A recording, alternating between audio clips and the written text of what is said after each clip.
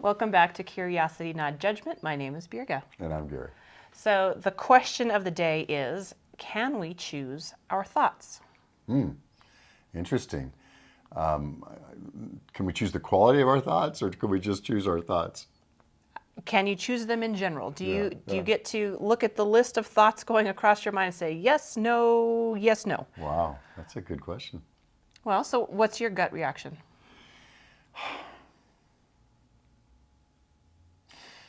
The answer is yes, but it's too long term from an impatient person like me to say yes to. In other words, my thoughts are going to come regardless of my trying to control them or choose them.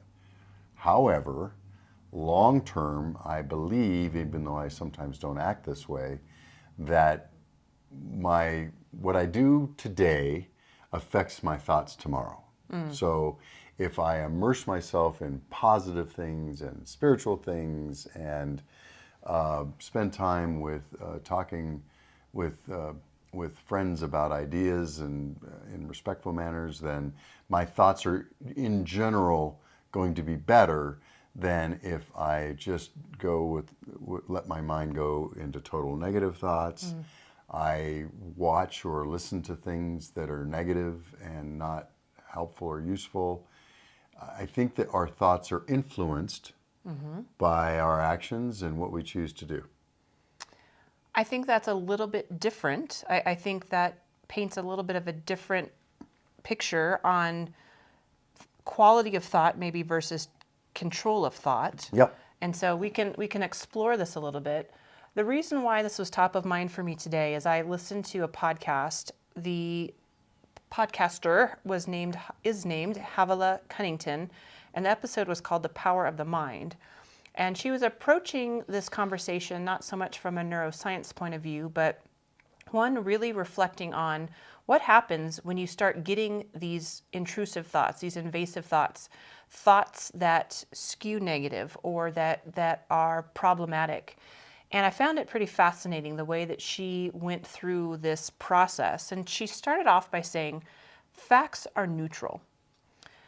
The situation in which you find yourself is likely neutral. And I'm adding the word likely because I guess you could be coerced into a situation. But assuming that you of your own accord find yourself in a situation, it's neutral. You're in a coffee shop, you're at a concert, you're at work, you're at home. That statement in and of itself is neutral. But the issue comes in when you attribute a motive to that neutral fact. And, maybe it's I'm at work, but I can tell my boss is bugged with me. All of the sudden, that neutral fact, that neutral setting has a negative bent. I'm with you so far. Okay. So I think for me, and I can't speak for anybody else, but for me, the question really is, can I control when that fact starts to skew negative? Yeah, and the easy answer is yes. The hard answer is no. And what I mean by that is, if I could control my thoughts all the time, or if I could choose my thoughts all the time, and therefore my actions, I would probably choose better. I would probably, if I look back over the last couple of hours, couple of days, couple of weeks, I think I would find some times where I would choose better. This is why an end of day assessment is always such a good thing. And I'm really good at starting out my mornings well on a good footing, but I'm not so good at evaluation at the end of the day of how things went and how I could improve things. But I think I would find that I would have probably chosen differently in a situation or two, or more. And I think that given that data, that I don't control my thoughts and I don't choose my thoughts intentionally. I sometimes just roll with them, or I sometimes let my lens of a situation, which is really what we're talking about here, and my connotation of the situation be negative, even if it's meant to be positive, even if it is positive, and then therefore my actions aren't as useful as they could be.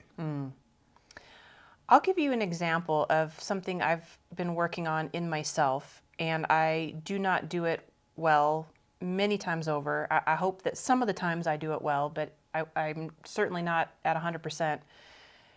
Many years ago, I had somebody say to me, "Hey, can we talk later?" And it ended up being a really hard, confrontational, yucky situation. And so I married a motive to that simple question, "Can we talk later?" And so for years, anytime somebody would say to me, "Hey, can we talk later?" my mind goes to, they're going to ream me. They've got really ugly things to say about me. They don't like me. And I've painted a narrative into a question attributing wrong motives based on an experience that I once had. It would fill me with anxiety. And if the later wasn't like that same day, if it was days later or weeks later, I was a mess until the conversation happened. And so, the fact of the matter is that person needs to talk to me later. It can't be right now. For whatever reason, they need to talk later. The motive I've attributed to it is wrong, and I'm going to cost myself a whole lot of peace and create a whole lot of anxiety because of that. It's a great example and very illustrative of the point. And I think it's key. We can't know everyone's experiences that we're talking to. And so I think we have to be sensitive and open and curious that their experiences might be different than ours. I'll never forget, my son is in a leadership company, and one of the first things they do is an assessment. And they've used Myers-Briggs and voices and things. I think we've talked about this before. I got into a new position, and the first thing I emailed everybody and said, "Hey, I want you guys to all take this," and all. And I got my deputy came into the office the next day and said, and closed the door, said, "I need to talk to you later," and was visibly shaken, crying even, and saying, "Please don't make us do this." And it's like, what? I've never seen this reaction before. And in my experience, everybody should want to know more about themselves and want to be more effective in their communication with their coworkers. And she said what had happened was 2 times, this person had been there 30 years, 2 times previously the new head had come in and made them take personality tests, and this is her language, made us take personality tests, and then literally demoted and changed jobs and promoted people based on those personality tests. And I thought, whoa, that's not my intention. She goes, I didn't think it was. She almost said we, so I could tell this is a conversation behind my back, right? Well, we didn't think it was, but, could we please not do this? It's like, absolutely. The last thing I want to do is come in here with some, impression of fear and intimidation or decisions on something that I just thought was harmless. Yeah. How often are we making those mistakes with each other every day? Oh, I think it happens so much more than we realize. And we make assumptions all the time without even recognizing that's what's going on in our own headspace, right? And so if we have the opportunity to recognize, I've just attributed a motive to a neutral fact, that's where you got to put on the brakes, right? That's where you have the opportunity to be curious or to go into judgment. It's at that intersection right there where you're going to kind of go with the assumption, which will generate actions and have its own series of results, right? Or you're going to say, I don't have enough information to make a judgment right now. I'm going to continue to be curious. Let's see where this goes. I'm not going to attribute my own feelings to this because I think I might be wrong. How hard is that to do? Oh, so hard. So hard, at least for me. Especially if I'm not well rested. We used to call it, what was it, halt, hungry, angry, lonely, tired, which I'm usually one of those things all the time. And so how do we keep ourselves in let's just take mental fitness, and let's leave physical fitness alone for a second, but it all plays together, of course. Physical, mental, emotional, spiritual makes up all of us all the time. So it's hard to separate them, but just even how do we keep the mental fitness to the point where we don't make bad assumptions and we don't attribute things. And this is back to what we've talked about many times, which is If this is somebody who's your friend, if this is somebody who you know, you talk about facts being neutral.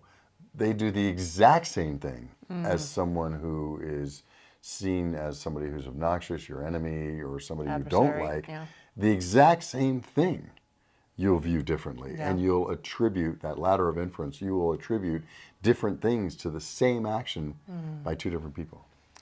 Well, even in the best case scenario where you've got someone that you love and that is, for you and stands in your corner all the time, they can make personal decisions that in your own insecurity, in your own, mind can go awry. And I think I shared this example very early in our podcast, like maybe even in the first 10 podcasts, somewhere in there, about when my husband made the decision to start intermittent fasting and he discontinued eating breakfast because he wanted to be healthier. He wanted to lose weight. He wanted to do these things for himself.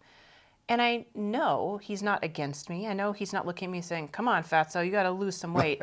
I know these things to be true. And yet my insecurity made me, instead of like rallying behind him and being excited for his choice and excited for his ambition to conquer this, I looked back inward and thought, oh, well, that stinks. Now I don't have somebody to eat breakfast with and blah, blah, blah, and all the sad things for me. It's amazing how we can twist things up in our heads.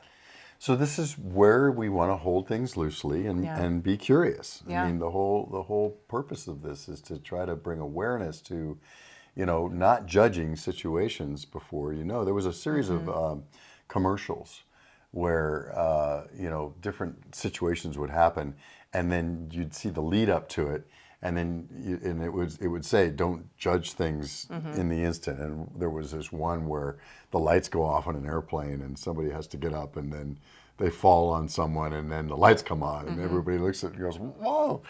And it's just like, things aren't always as they seem. Yeah. And I think that as we go through our busy lives and we encounter 976 things per day, it's hard to hold the judgment loosely on the things that we come across. Well, so I think the question then is, so what do we do with those thoughts that are starting to go a little haywire? And I know we had given kind of that stoplight analogy before, the red, yellow, green. We have to stop. We have to analyze what is it that we're thinking and how are we deriving these conclusions? Yellow light then being, all right, can we proceed cautiously, right? And then the green light really comes when we can say with a degree of certainty, my motive is not married to this, and I can proceed with a genuinely curious ear to see how conversation's going to evolve or how the situation will evolve. And I think we can help with that in any given situation by setting expectations up front. I just showed you the video about it's not about the nail, right? And without getting too much into it, the people have certain expectations of you as to whether they want you to listen or whether they want you to solve their problems or whether they just want to vent. And I think I always say, well, just be upfront with me. Tell me, do you want me to fix this? Well, no, you should know. You should be sensitive to the fact that I just want you to listen today, or I want you to, well, that'll work, and I'll try, but I'll bet I get it wrong. And, wouldn't it be better if we just set those expectations up front, okay? I just need to process this by saying it out loud to someone, and you're a friend, so could you just be my sounding board? I don't want you to fix it. I just need to process this with somebody that I trust. And wouldn't that make it a lot easier, right? But going back to your levels there, where you're talking about situations and or facts are neutral, and then we ascribe something to it, and then we eventually have thoughts and actions based on that, right? In that process, I think it's helpful to just kind of, and you don't have to stop, because we're all busy and we just keep going, at least for me, I just like to keep going forward. But you can make minor tweaks and adjustments. Like, hey, this looks like it's going to go badly. It looks like I'm about to get defensive here. Looks like I'm about to feel attacked. that's probably not the person's attention. They probably didn't wake up this morning and go, how can I make Gary feel defensive and how can I How can I attack tick him? him off? Yeah. So given that, let me just wait and see how this rolls out Yeah. instead of reacting right now. Yeah. Now, it might be an attack, but at least let's wait and find out if it's legitimate or not. I had never actually heard that HALT acronym before, and I think that's really powerful.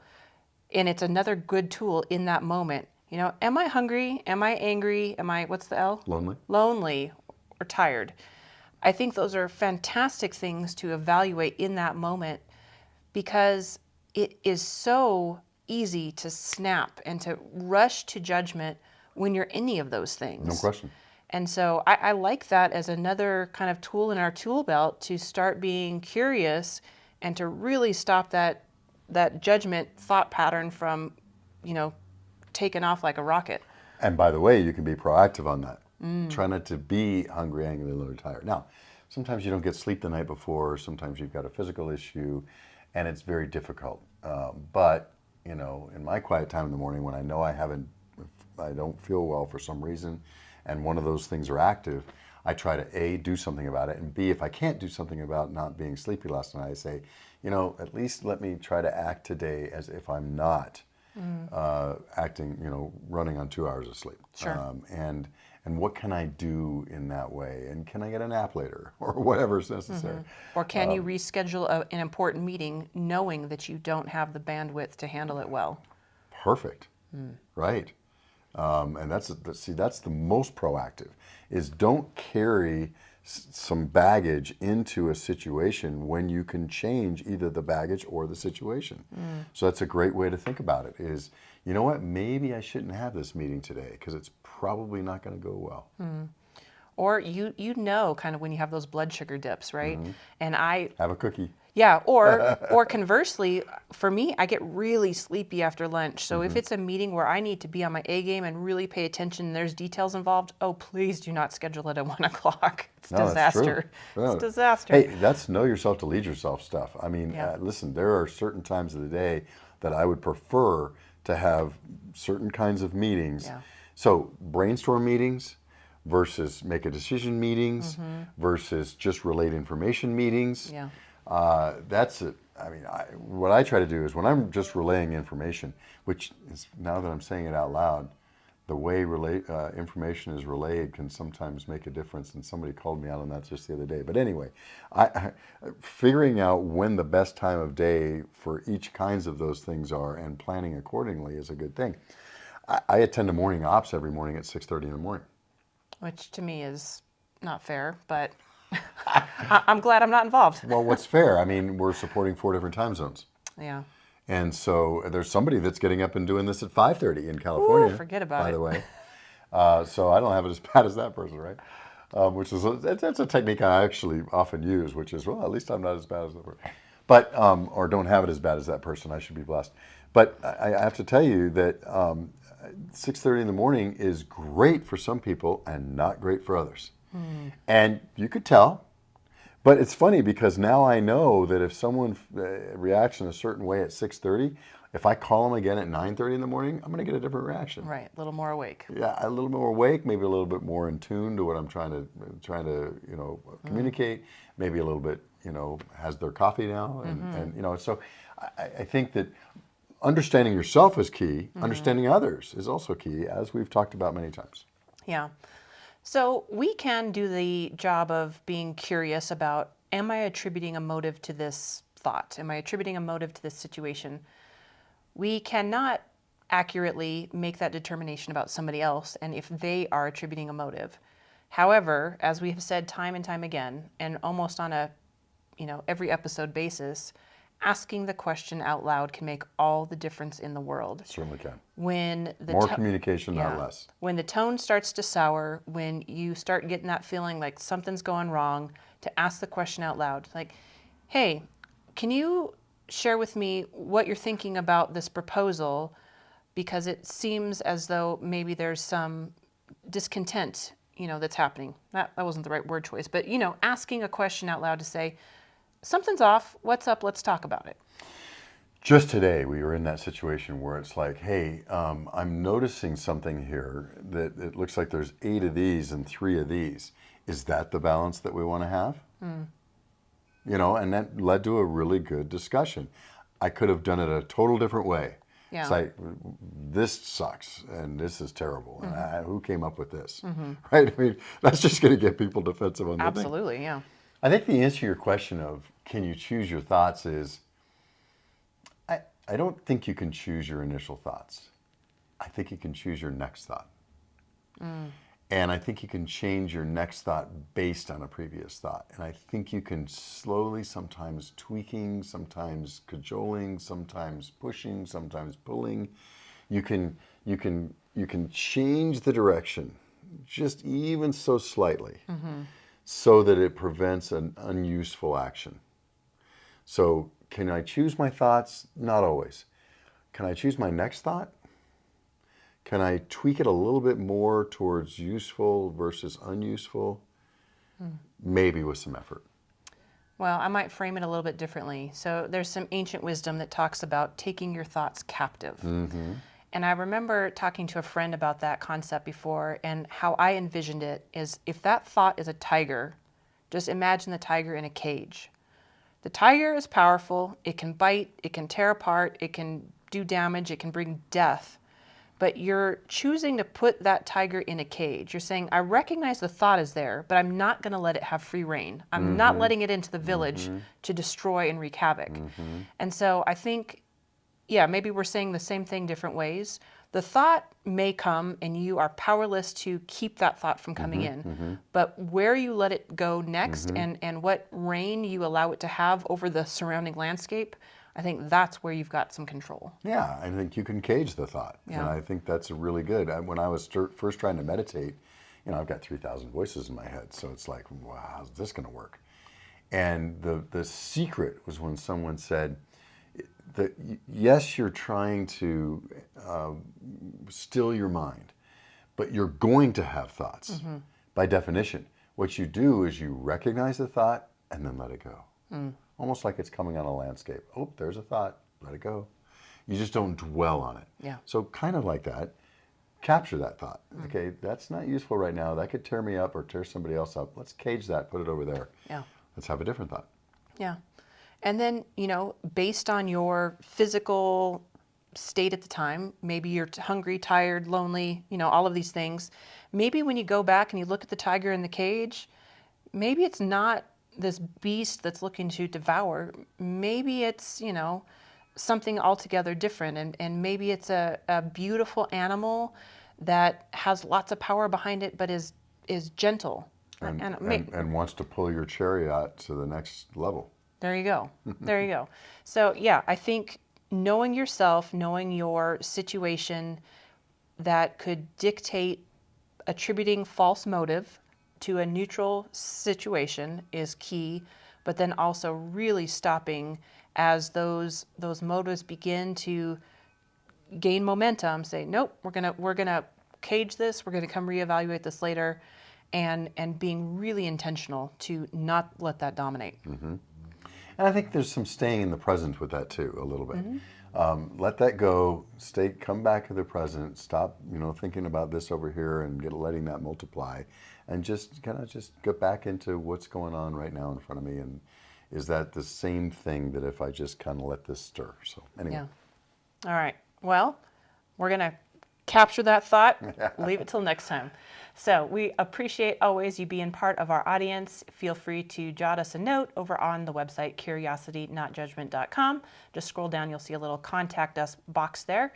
Easy as pie. Just put in your name, email address, and whatever you got to say, and we'd be happy to respond. So until next week, have a great one. Take care.